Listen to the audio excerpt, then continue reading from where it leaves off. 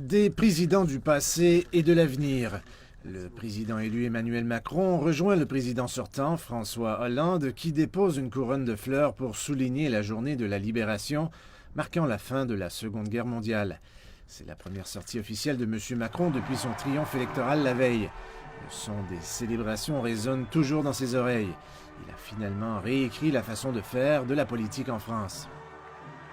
Merci à vous d'être là ce soir.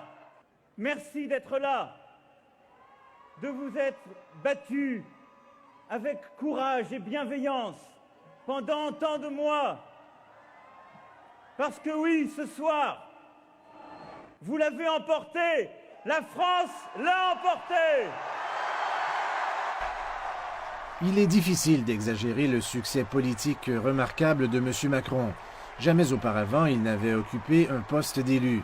Son parti politique En Marche a été lancé il y a un peu plus d'un an. Au milieu des bouleversements politiques, les partis établis ont été écartés.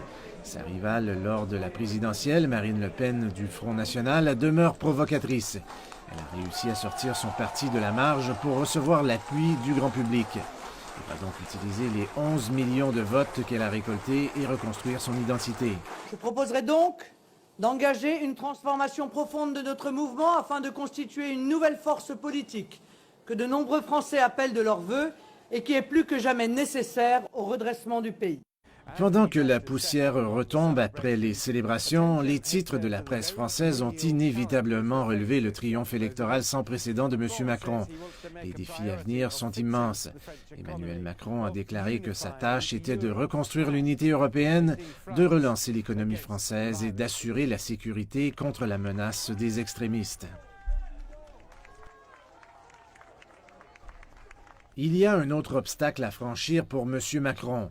Il doit choisir un premier ministre et gagner le soutien des députés du Parlement français, sans lequel sa présidence pourrait être inefficace. Et il reste encore les élections législatives. Pour combattre ses adversaires, il faudra à Emmanuel Macron une organisation à travers tout le pays. Ses rivaux ne vont pas se gêner pour souligner que cela prend plus d'un an à mettre en place.